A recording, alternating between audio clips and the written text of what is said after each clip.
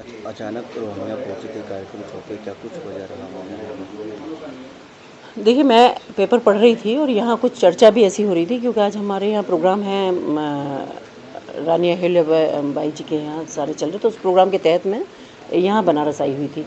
तो जब मैंने पेपर पढ़ा तो मुझे लगा कि इसकी जानकारी लेना चाहिए। जब जानकारी ली तो पता चला कि रात में किसी बच्ची के साथ, जो नाबालिग लड़की थी, उसके साथ गैंग रेप को अंजाम दिया गया। तो मुझे ऐसा लगा कि अगर मैं यहाँ हूँ और मैं वहाँ नहीं पहुँचूँ तो भी गलत बात है, क्योंकि कम से कम एक परिवार को, अब जो घटना थी वो घट गई, जो बहुत ही ज़्यादा दुखद थी, पर मुझे लगा कि कम से कम परिवार से मिलकर मैं कुछ सांत्वना अगर दे सकती हूँ तो मैं दूँ, या उनका कुछ और सहयोग कर सकती हूँ तो वो भी मुझे करना चाहिए। तो मैं वहाँ गई, तो मैंने उनके माँ बाप को भी बुलाया, बच्ची को भी बुलाया और उनसे बात की।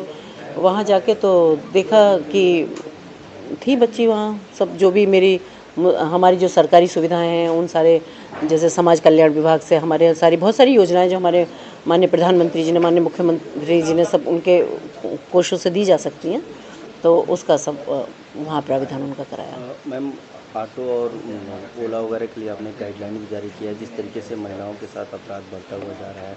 वाराणसी की बात करें तो वाराणसी में पिछले दिनों भी गैंग रेप की घटना घटी थी, जिसमें प्रधानमंत्री ने खुद संज्ञान लिया था।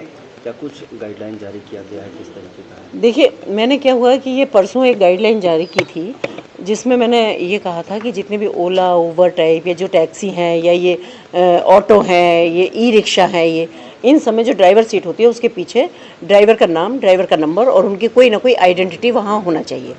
तो ये मैंने परसों आदेश किया था। आज मेरे जाने का एक रीज़न ये भी था कि मुझे बहुत ज़्यादा दुख हुआ, बहुत कष्ट हुआ कि जिसके बारे में मैं सोच रही थी सिर्फ उन्हीं आधारों पर जो मेरे यहाँ केस आते हैं, और आज वो मैं प्रत्यक्ष देख रही थी, क्योंकि उसमें भी कल एक ऑटो वाला ही था जो उस लड़की को वहाँ लेके गया और वो लड़की कुछ नहीं कर पाई।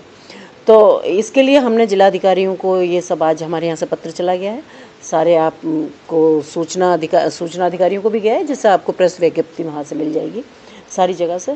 तो मेरा सिर्फ एक यही मकसद है कि महिलाओं को हम कैसे सुरक्षा दे सकते हैं।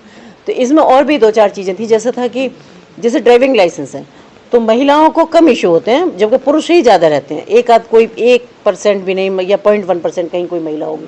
तो मुझे लगता है जब हम महिलाओं को आत्मनिर्भर बनाने की बात करते हैं तो हर फील्ड में हम महिलाओं को क्यों नहीं लाते। अगर ड्राइविंग की बात है तो ड्राइवर हम क्यों नहीं महिलाओं को बनाते। खूब अपनी सेल्फ ड्राइविंग लड़कियां करती हैं, आज तो रॉकेट लड़कियां चला रही हैं, तो गाड़ी क्यों नहीं चला सकती हैं। तो एक वो आत्मनिर्भर बनाने वाली बात थी जब मैंने ये इनको लागू किया था, इन नियमों को। तो मैं चाहती हूँ कि महिलाओं को भी इस प्रोफेशन में भी आना चाहिए, कि उनको ड्राइविंग करना चाहिए, गाड़ी हो या बस हो या जो भी है।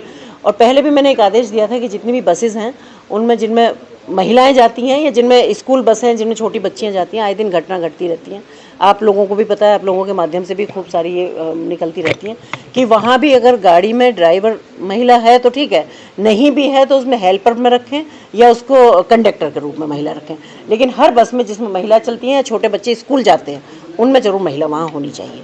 तो मैंने सिर्फ यही, क्योंकि इसी आधार पर, क्योंकि प्रैक्टिकली जितना मैं रोज़ सुनती हूँ और मैं देखती हूँ, क्योंकि हमारे पास बहुत केसेस इस तरह के आते हैं, तो मुझे लगता है कि जो भी एक तरीका हो सकता है क्राइम को रोकने का, तो वो हर कोशिश करनी चाहिए।